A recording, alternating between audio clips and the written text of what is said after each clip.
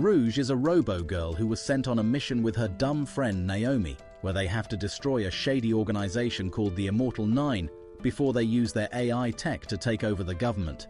Naomi Orthman was chilling on a rooftop like Naruto did every night, waiting for Sasuke to come back, her bird buddy chilling on her arm. She whispered some secrets to her feathered friend before it took off into the sky, setting the tone for the adventure ahead.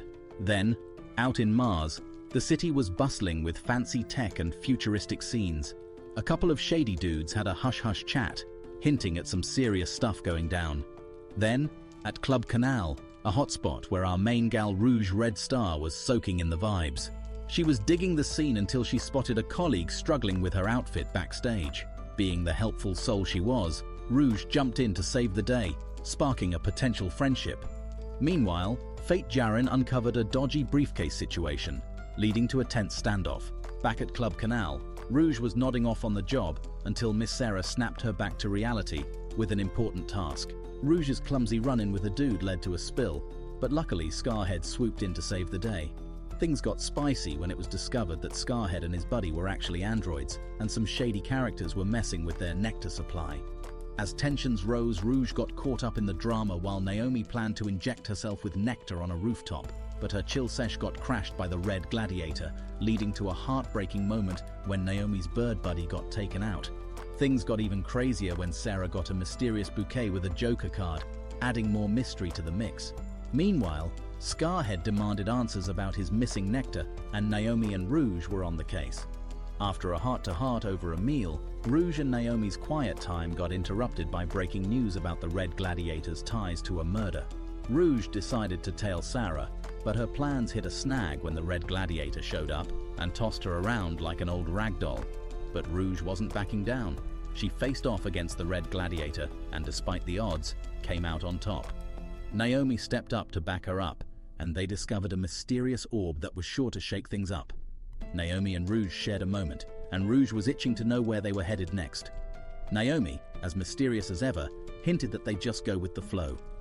Some random dude and Inspector Ash were chatting it up about Dr. Roy Youngheart's murder case. Ash's crew was all hyped about jetting off to Mars for some detective work. Meanwhile, Naomi and Rouge hitched a ride somewhere, and Naomi started chatting with a couple of kids on the bus. She pointed out a battleship nearby and went into the whole history lesson about how it was used in a big alien versus human showdown. Emily, one of the kids, straight up asked this robot dude named Huey if he'd ever offend anyone. Huey told her he never did that. He was more of the pacifist kind. Some Avatar Aang or Batman vibe. Then Naomi and Rouge ran into Jill, this journo who was digging into discrimination against robots like Huey. Naomi talked about how they were just chilling and heading to Welchtown to peep the view. She spilled some tea about everyone on the bus to Jill, then roped Rouge into taking the kids up to the roof for some selfies. Naomi wasn't sure what was up with those armored trucks rolling their way, but Rouge's spidey senses were tingling. The military bros started shooting at the bus, so the driver hit the brakes. Then, these mercenaries sent a virtual threat demanding they hand over Rouge. Now a virtual threat and not a physical one is a very disrespectful method of threatening for me. Some dude thought it was a good idea to give her up. But this grandma on the bus was the real OG, emphasizing that they were screwed either way. It was heads or heads on the coin. So she took charge and started driving into the forest to shake off the bad guys.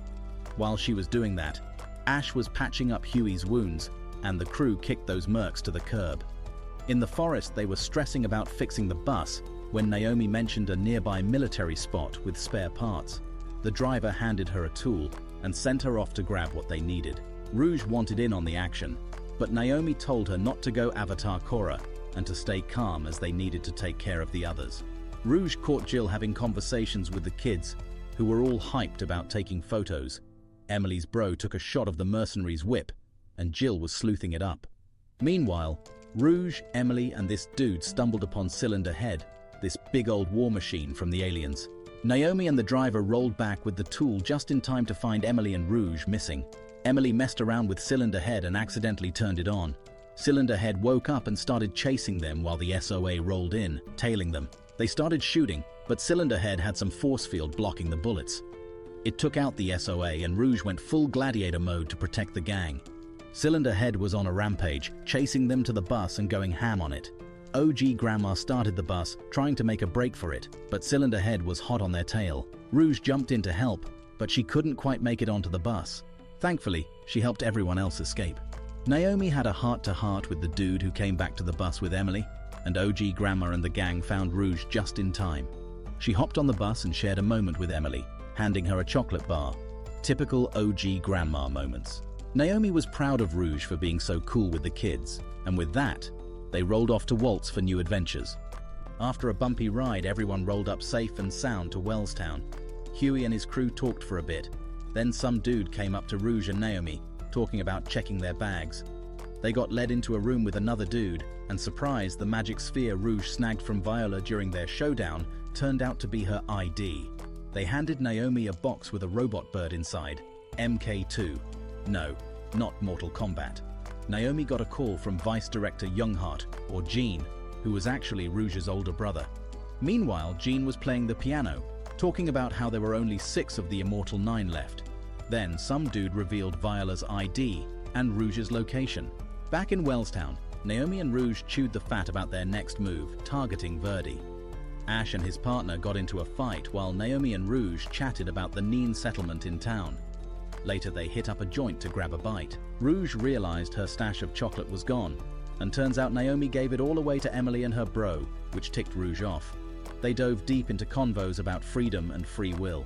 Things got heavy when Naomi dished out some harsh truths to Rouge, and she stormed off, tossing her earpiece like it was hot. Rouge spotted some soldiers harassing a Neen named Ryan and stepped in. Luckily, Dr. Afdal swooped in, smoothed things over, and helped Rouge score a ticket into the Neen settlement. After a powwow with Huey and crew, Afdal, Rian and Rouge took a stroll through Neenville. Afdal got word that a Neen named Dahlia was in a rough spot. They patched her up, but Afdal talked about how it was just a band-aid needed. Ryan revealed that Peeps hired combat Neens like Dahlia for backup. Afdal laid down the law, saying Neens like Dahlia weren't allowed to bite the dust. It was a harsh truth, but he reckoned it beat slaving away on the Venus Project, where they were treated like yesterday's leftovers. Then Levi 328 from the Council of Free Neens tapped Rouge on the shoulder, saying someone had a bone to pick with her.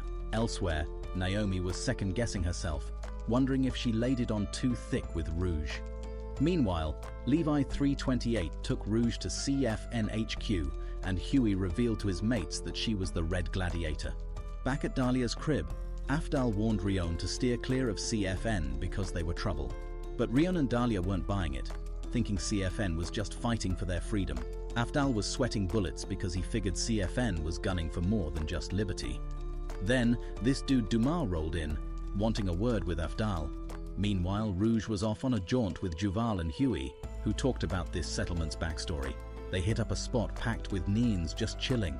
Juval laid it out, saying he was created as a stand-in kid for folks who couldn't have their own and got used for all sorts of shady stuff. He reminded Rouge why they were here, then dropped some knowledge about the altars, their mission, and what he was hoping to get out of Rouge. He reckoned her being here could give these Neens a glimmer of hope for a bunch of reasons.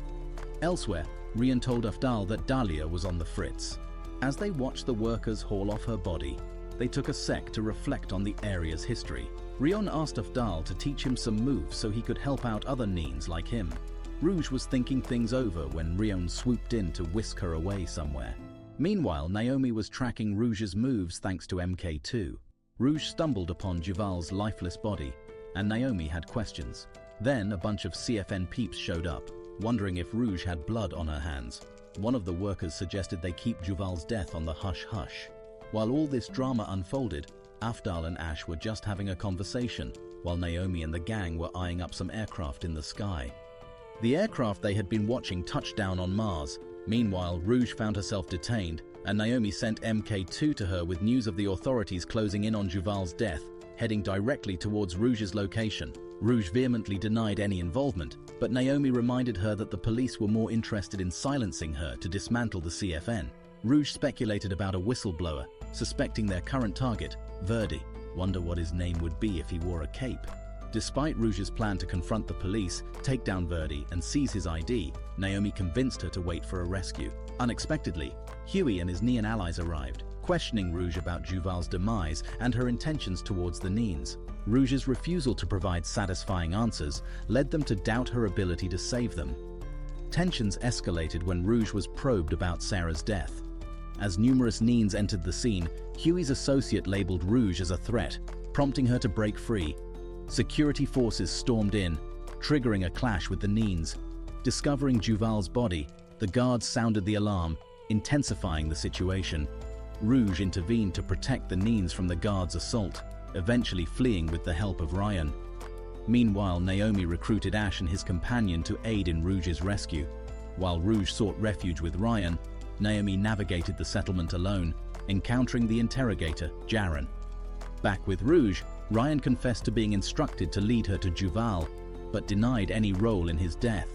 However, he slipped Rouge a sedative, inducing hallucinations. In another part of the settlement, Naomi confronted Jaren, who revealed his desire to eliminate Rouge. But upon seeing Naomi, he redirected his hostility towards her. As Rouge dealt with Ryan's betrayal, Dr. Afdal appeared. Rouge confronted him about his true identity as Verde, but Ryan defended him, revealing Duma's orders to eliminate Juval. Afdal, grateful for Ryan's loyalty, repaid him with betrayal, declaring freedom an illusion before transforming into his guardian form. Jaren fled, leaving Naomi to contemplate their inevitable confrontation. Meanwhile, Rouge, transformed, engaged in a fierce battle with Afdal, watched by the Neens and Ash's group. Rouge emerged victorious, claiming Afdal's ID before succumbing to exhaustion. The episode concluded as the aircraft crew advanced towards the settlement. Naomi carefully examined Ryan's lifeless body. Suddenly, a member of the bus expedition startled her, breaking the silence. They talked about what happened, and then the person mentioned Rouge. They said they could take Naomi to find Rouge. Later on, Rouge was having a dream about her past. She watched her brother Jean playing the piano in a garden-like place, but then it changed, and she saw someone else playing the piano. Later, a masked person in her dream told Rouge to keep sleeping. In the dream, she talked with dream versions of Jean and her father, and they shared chocolate. Then there were more different scenes, like Rouge talking with her dad and Sarah. After that, she was back to the dream where she was trapped. A guy at a carnival told Naomi that Rouge might be on a big airship she saw before. They found a war machine inside the carnival. The guy mentioned that the carnival people might have connections to aliens called the Usurpers. Naomi shared that they're known as Junoids. His name was Eden Varrock. Rouge and Sarah talked about a song before Rouge beat Sarah in a fight. Sarah asked why Rouge killed her. Naomi argued that Rogue shouldn't have killed a Neen like herself. Another woman kept talking about something called Code Eve. Rouge was confused by her. Later, Naomi saw Opera, a carnival person, near Afdal's body. Afdal's ID was left there. In a flashback, Jean showed Rouge a picture of people who supposedly killed their dad. Rouge wanted to help Jean get revenge. Jean talked about Code Eve, and it was discovered that Jean was the masked person in Rouge's dream. He wanted Rouge to tell him where Code Eve was. In the midst of all the action, the Puppet Master, who was also the esteemed boss villain, thanked everyone for attending their carnival but dropped $1 million revelation, announcing that it was their last show. Meanwhile, Ash and his buddy were discussing some trouble they encountered when summoned back to headquarters. Afterward, Naomi and Opera engaged in a fierce battle. Remembering advice from the Puppet Master, Rouge decided to intervene and assist Naomi. Opera called for backup, prompting Rouge to transform into her powerful red gladiator form. Just as things escalated, another gladiator arrived to aid the girls. Rouge seized the opportunity to confront Opera solo, while the new gladiator protected Naomi. However, the new gladiator unexpectedly abandoned Naomi, leaving her vulnerable. Fortunately, Rouge swooped in to save her from harm. Later, Opera felt disheartened by her failure to stop Rouge and Naomi, but the Puppet Master remained unfazed, claiming to have obtained what he needed from Rouge already. Meanwhile, on Mars, Naomi and Rouge shared a moment while enjoying a chocolate bar. They discussed the importance of looking out for each other, and Naomi mentioned the mysterious black gladiator who aided them in battle. It was revealed to be Eden, preparing to depart in his aircraft. Jaren met a worker in a restroom and sent him to his creator. He then disguised himself as the victim. Meanwhile, a man informed Jean that Naomi and Rouge had delivered Afdal's ID successfully and were headed back to Earth. Jean and Chief Chow talked about trust and a possible traitor among them. Naomi and Rouge chatted with a boy named Aes on a spaceship and planned to go to the pool area. At the pool, they briefly discussed the Puppet Master and Rouge's strange dreams. They also talked to Alice, Ice's twin sister, about Ace's opinion of them. Ash, upset about returning to Mars, noticed a killer named Reggie and chased him. Later, there was a murder on the ship and Reggie was accused, but he claimed innocence. Another murder happened and Ash investigated with his ally. Aes saw Rouge and Naomi and they helped him find his cabin. Naomi was arrested after being mistaken for the murderer. She learned that someone was impersonating her and committing the crimes. Sounds like Spider-Man getting blamed for Venom's atrocities. Naomi warned Rouge about Jaren's presence and his murder game. Naomi urged Rouge to stay in her room, but Rouge refused. More murders occurred, and Naomi fled after seeing her double commit a crime. She told Rouge that Jaren was on the ship. Rouge confronted a woman who turned out to be innocent. In the hallway, Ash received troubling news from his ally, who was actually Jaren in disguise. Rouge and Naomi witnessed Jaren stab Ash and chased after him. Naomi shot at Jaren, but he escaped. Rouge fought Jaren outside the ship, revealing he killed her father. She defeated him and they returned to the ship. Naomi was approached by officials from Akrona, and she told Rouge she was under arrest, leaving her in shock. Rouge's brother, Jean, was deep in thought about the Venus project of this world. Out of the blue, Naomi showed up and gave Jean a warm greeting. She jokingly called him the former chairman, hinting that Jean got the boot. Then she mentioned that the Protection Bureau shut down the Ministry of Truth because Jean stumbled upon a proto-Neen. Naomi admitted she couldn't reverse the decision, even with her status. But Jean wasn't having it. He suggested the Protection Bureau wanted to cut corners in negotiations by bypassing the Ministry of Truth. He suspected there was more to the story and straight up asked Naomi if she snitched. Naomi just grinned, letting Jean and the audience know she definitely let something slip. After that, Naomi told Jean about encountering the Puppet Master and his gang with Rouge. She was curious if Jean knew who this Puppet Master character really was. Jean admitted he had been digging into the Puppet Master's identity and even dispatched an agent to track them down. Unfortunately, he lost contact with that agent. Naomi suspected the Puppet Master and crew might be heading to Venus for who knows what reasons. Then she brought up how the Puppet Master messed with Rouge's head, playing mind games and all. She felt Jean wasn't telling her everything about Rouge's past. Regardless, Naomi dropped the bombshell that Rouge was getting transferred to the Protection Bureau and was in for some serious punishment now that her true identity was out in the open. Meanwhile, Ash vents about being booted off the Younghart case. Noid tried to cheer him up, but Loki thought the folks who kicked Ash off made the right call. Ash told Noid he was dead set on paying a visit to the Ministry of Truth and grilling Rouge. Noid doubted Ash would even get a glimpse of Rouge, though. Ash assured Noid he'd come up with a plan once they hit the Ministry of Truth. Then we caught a glimpse of Rouge submerged in some kind of water tank. Next, we shifted to two dudes talking with Chief Chow about a recent breach of Article 5 of the Artificial Species Operational Regulations. They hinted at Jean's involvement in the mess. At the same time, they threw shade at Chief Chow and questioned her leadership at the Ministry of Truth. They reckoned the ministry was overstepping its boundaries and mentioned they'd filed a petition to dissolve the Commission for the Welfare of Artificial Species. If successful, this would kick Chief Chow to the curb. Naomi swooped in and dropped some knowledge on the gents. Without the Department of Divinity's green light, the Commission wouldn't even look at their petition, and it was Naomi who called the shots at the Department of Divinities. She remembered one of the dudes as Herman, the big shot from Panacare.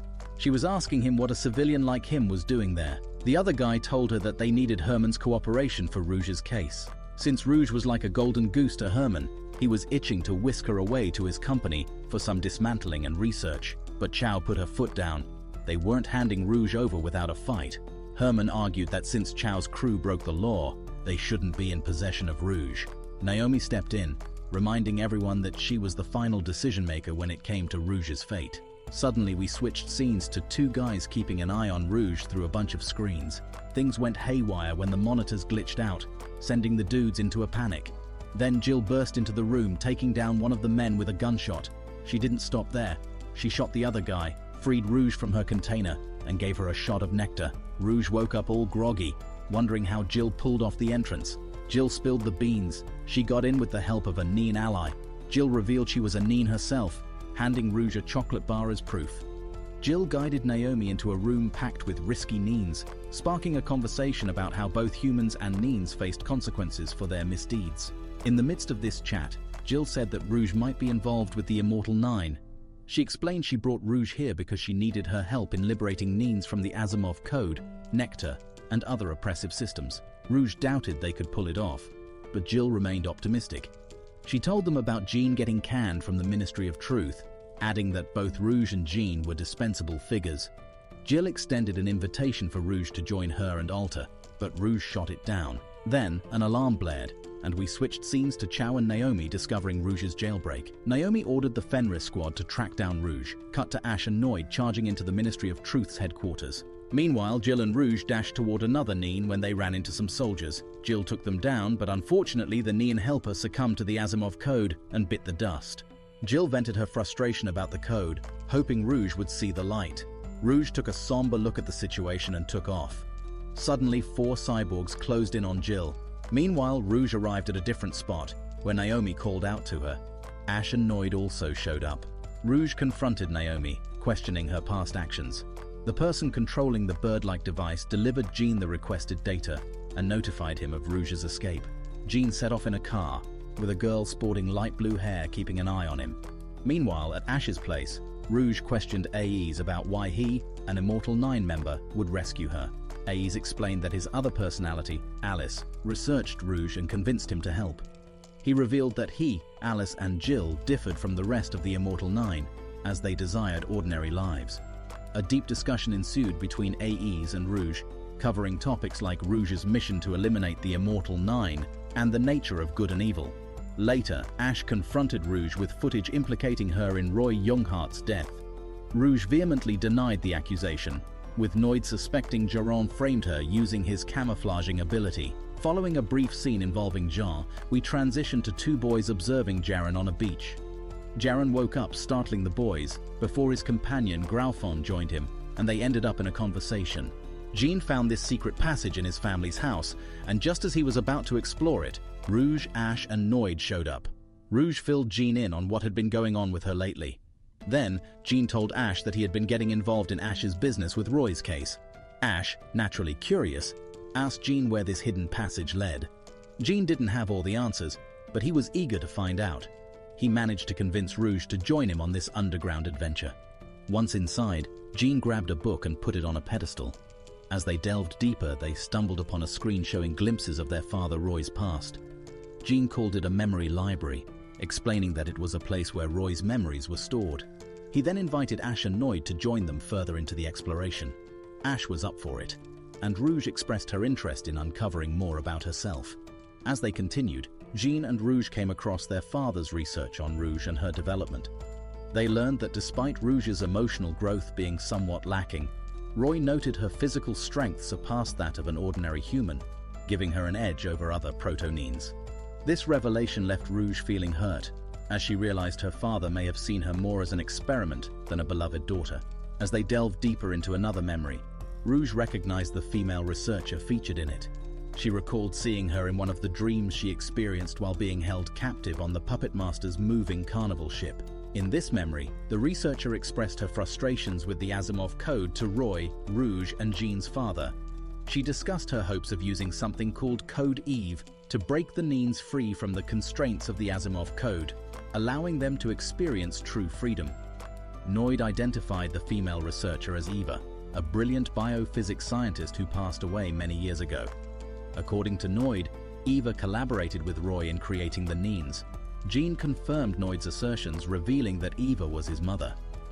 This revelation added a deeper layer of significance to the memory and shed light on Rouge's connection to the researcher and her revolutionary ideas. After exiting the library, Jean confirmed that Code Eve held the power to free all Neens from the Asimov Code. He revealed that rumors circulated about Eva refusing to hand over Code Eve's data to the Commission and destroying it. However, Jean knew that Eva actually hid the data inside the Immortal Nine's ID, which explained Roy's interest in finding the Immortal Nine. Jean then dropped another bombshell on Rouge, informing her that Eva was not only his mother, but also Rouge's mother. This revelation momentarily stunned Rouge. She then brought up Code Eve and her mission to eliminate the Immortal Nine. she questioned whether she was making the right choice by pursuing them. Jean reassured her, explaining the consequences if she were to abandon her mission, and the Neen sought freedom. As the group conversed, Naomi's forces observed them from afar. One of the soldiers questioned whether they should approach Rouge and the others, but Naomi instructed them to hold off for the time being. Suddenly, a girl with light blue hair appeared and transformed into a purple gladiator. She launched an attack on Rouge, demanding her to transform into the red gladiator. Rouge refused, causing the woman to revert to her original form. Introducing herself as Cayenne, she declared herself as Rouge's little sister and expressed a desire to eliminate her. Realizing Rouge wasn't in the mood for a fight, Cayenne decided to withdraw but warned Rouge that she looked forward to a future confrontation. Suddenly, another assault led by Jill and Graufen descended upon the Ministry of Truth's headquarters, much to Naomi's dismay. Gregory, one of Jean's subordinates, informed him of the attack, prompting Jean to order an evacuation. Jill and Graufen transformed and launched an attack on the Ministry of Truth's soldiers. In the chaos, Rouge speculated that Jill's motive was to retrieve several of the Immortal Nine's IDs. She and Jean entered the ID storage room, recovering the IDs of their 4 allies. Rouge then confronted Jill and Graufen.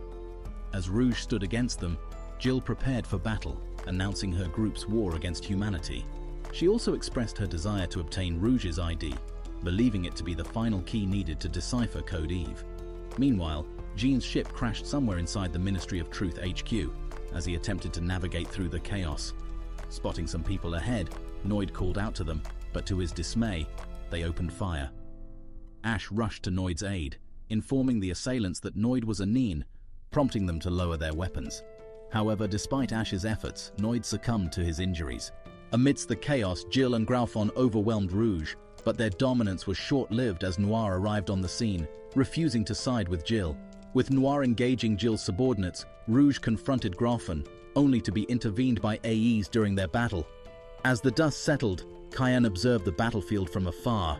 Erkoz went full Anakin Skywalker, turned against Rouge and joined forces with Alta, launching an attack against her and now becoming Darth Vader. Despite Jean's efforts to help Rouge, he was captured by Graufen, while Eden underwent a transformation when Sylvia removed his core, turning him back into a human. Alta then gave Rouge an ultimatum: surrender her core in exchange for Jean's safety. Determined to save her brother, Rouge faced a tough choice. As she tried to go after Alta, Cayenne intercepted her, leading to a tense showdown. Despite their evenly matched abilities, Rouge reluctantly followed Naomi's advice and synced with Cayenne, unleashing a powerful pulse that neutralized their combat forms. This unexpected turn prompted Rouge to question her role and purpose in the conflict. Naomi took her to meet some mysterious visitors who revealed shocking truths about Naomi's origins and purpose as a mediator between humanity and them. They disclosed their mission to find a new home and offered advanced technology to humanity in exchange for help terraforming Venus and defending against their enemies, the usurpers.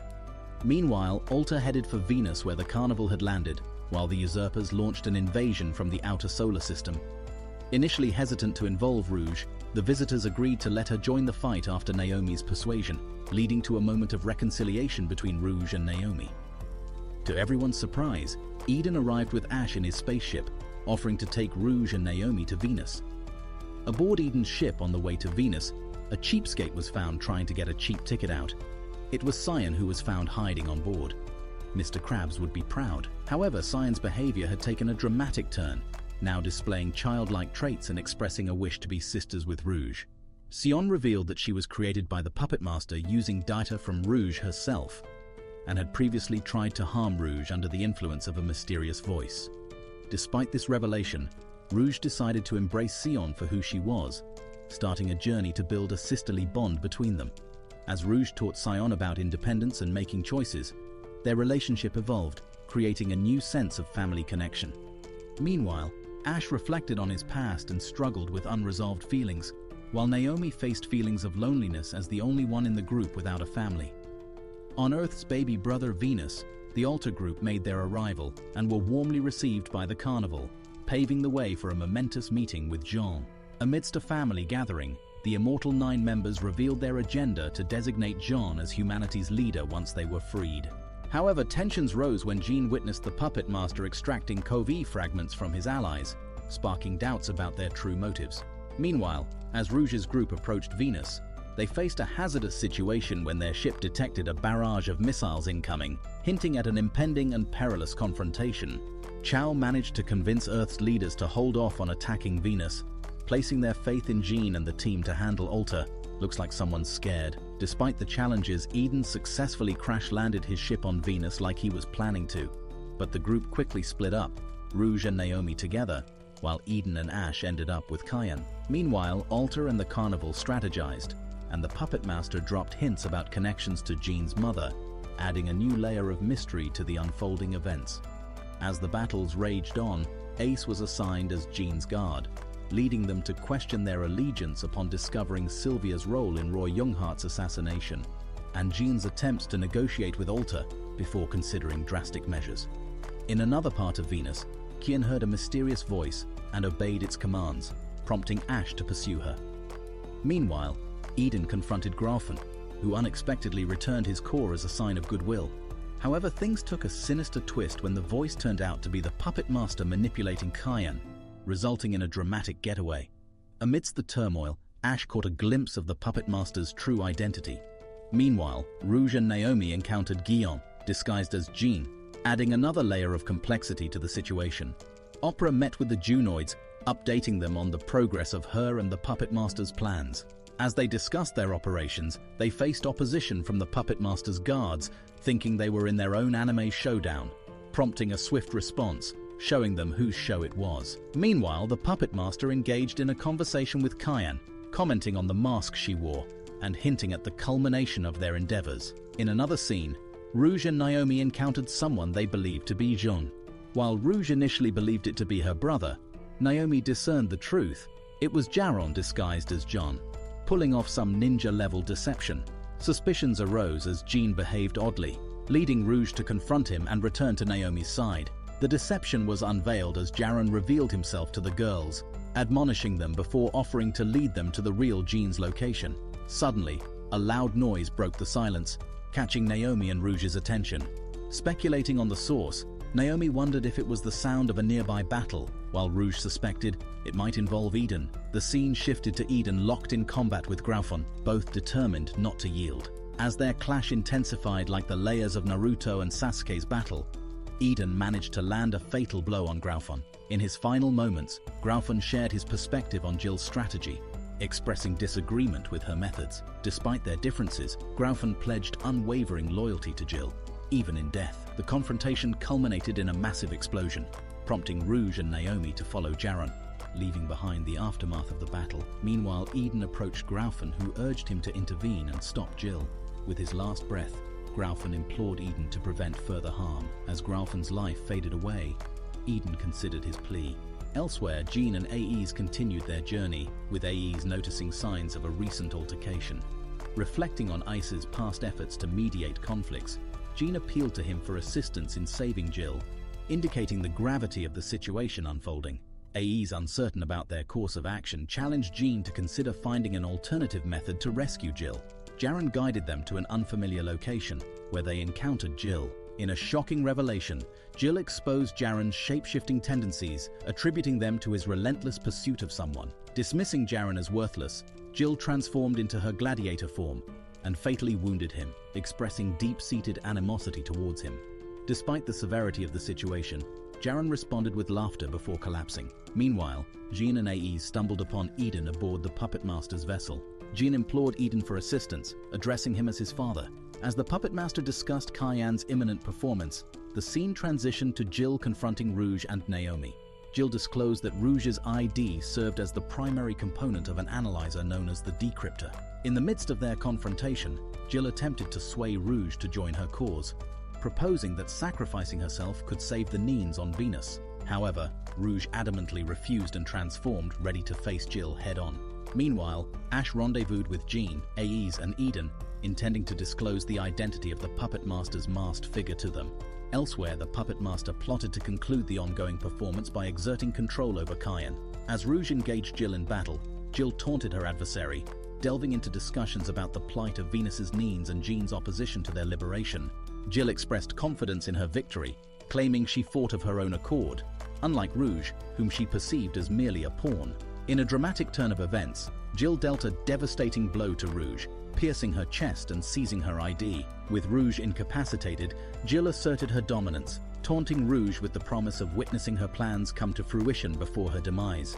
Desperate for assistance, Rouge turned to Naomi, only to find her fleeing the scene, leaving Rouge feeling abandoned and betrayed. As Naomi traversed her surroundings, she encountered a group of robots, but Jaren swiftly dispatched them. Jaren then guided Naomi to the control room of the Black Reactor, providing her with crucial information before allowing her to proceed on her own. Naomi queried Jaren about his motives for aiding her, to which he cryptically responded that he desired some excitement before his impending demise. He hinted at his awareness of the ex-Noah's grand scheme and bid Naomi farewell before vanishing into the shadows. Meanwhile, Naomi, while manipulating the controls, couldn't shake off her guilt for abandoning Rouge and hastily searched for her. Spotting Rouge crawling away from the battlefield, Naomi was astonished by her resilience. Rouge questioned Naomi's decision to return, unsure if it was the right choice. Despite her uncertainty, Naomi decided to empathize with Rouge's situation, removing her own ID and offering it to Rouge as temporary assistance, much like Eden did. Elsewhere, Jill mourned Grofon's demise, while Opera discussed Ace's betrayal and Jean's escape with an unknown figure. Unperturbed, Jill remained confident in the success of her plans. Suddenly, Rouge confronted Jill, surprising her with Naomi's ID. AEs and Ash arrived, informing Rouge and Naomi about Eden's whereabouts with Jean. As Eden and Jean discovered Code Eve's data, Rouge sought answers from Ash about Kian. The Puppet Master made a dramatic entrance, and Ash revealed his true identity as Roy, Rouge's father. The episode concluded with Roy Youngheart unveiling his true form, leaving the characters in shock and uncertainty. Roy Youngheart, a cunning mastermind like Swiper from Dora the Explorer, unveiled his audacious plan to transcend humanity. Sounds like Perfect Cell. He revealed his intention to transfer his mind into a Neen clone, a feat he planned to achieve by orchestrating his own demise. Admitting to manipulating the memories and actions of the Immortal Nine, Roy aimed to elevate the Neenis above humans. His revelation sparked outrage in Sylvia, who launched a furious assault on Roy in response to his deceit. In a surprising turn of events, Roy managed to transfer his consciousness into Sion's body, retaliating by swiftly defeating Sylvia. Now facing Rouge in a fierce battle, Roy's formidable power posed a significant challenge. Rouge realized she was at a disadvantage, fighting with Naomi's core. Witnessing her friend's selfless act of sacrifice, Naomi decided to transfer her consciousness into Rouge, effectively becoming her operating system. This act not only enhanced Rouge's battle capabilities, but also solidified their bond as they faced their formidable opponent together.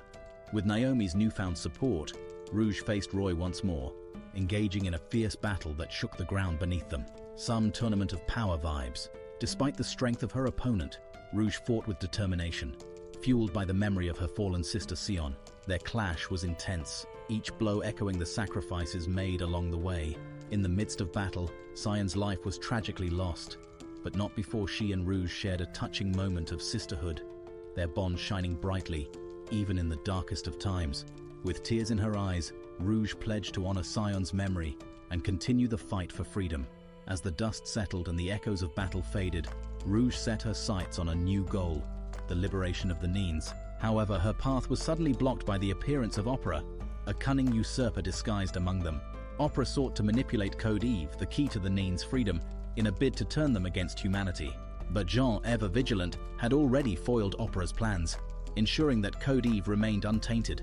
With humanity and the Nenes now on the path to coexistence, Opera's scheme crumbled before her eyes. Defeated and desperate, she fled into the shadows, leaving Rouge and Naomi to pick up the pieces. With their mission far from over, Rouge and Naomi set out on a new journey, united in their resolve to bring justice to those who would disrupt the fragile peace between humans and Neenies. Basically, she would bust a cap on who dared. Together, they vowed to protect the safety and harmony of both worlds, facing whatever challenges may lie ahead with courage and determination. Thanks for joining us for these thrilling episodes of Metallic Rouge. If you enjoyed the twists, turns, and revelations in today's story, don't forget to hit the like button and subscribe to our channel for more exciting updates. And remember, stay tuned for the next episode, where the action is sure to reach new heights. Until then, keep exploring, Keep discovering and keep shining bright like metallic rouge.